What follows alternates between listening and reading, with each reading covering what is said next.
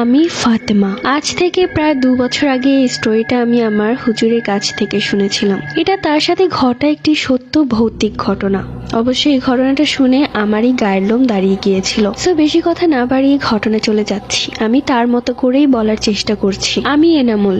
আমি তখন মাদ্রাসায় পড়তাম। তখন আমার বয়স ছিল মাত্র 12 বছর। আমি যে মাদ্রাসায় পড়তাম সেই মাদ্রাসাটা অনেক পুরনো। সবারই জানা আছে যে সেই মাদ্রাসায় জিন আছে। আমাদের হুজুর ছিলেন অনেক রাগী মানুষ। তার একটা ধমকে আমাদের অবস্থা খারাপ হয়ে যেত।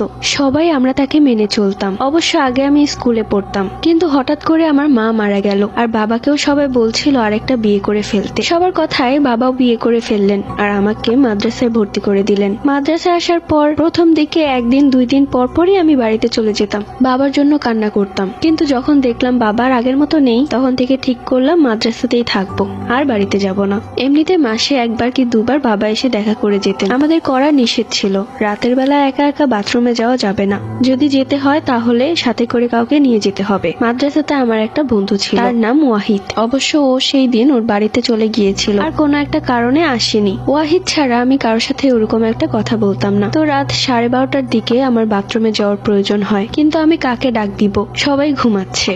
আমি তখন বেশি পাকনামি করে নিজেকে সাহসী প্রমাণ করতে একা একাই গেলাম বাথরুমে। গ্রাম সাইড শুনশান, দূর থেকে শিয়ালের শব্দ আসছিল।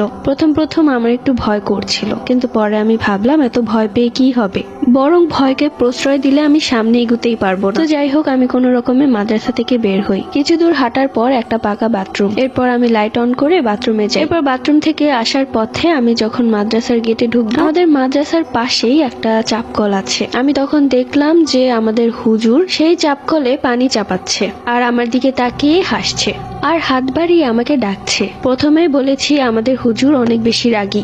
আমি মনে মনে ভাবলাম হুজুর কড়া নিষেধ করেছে একা একা যেতে, তারপর আমি হুজুরের নিষেধ না শুনে একা একা গিয়েছি। তাহলে হুজুর আমাকে তার কাছে ডাকছে, আমাকে নির্ঘাত মারবে। একটু পরে আমার চোখ পড়লো হুজুরের রুমের দিকে। দেখলাম তার লাইট অন করা এবং সে দরজায় দাঁড়িয়ে আমার দিকে তাকিয়ে রয়েছে। হুজুর তো সেখানে, তাহলে চাপকলে যে আছে সে কে? যিনি দাঁড়িয়েছিলেন সে আমাকে কড়া ভাবে বকতে লাগলো, যেভাবে আমার হুজুর আমাকে বকে। কি ব্যাপার এনামুল, তুই এত রাতে বের হয়েছিস কেন? তোকে না একা একা বের হতে নিষেধ করেছি?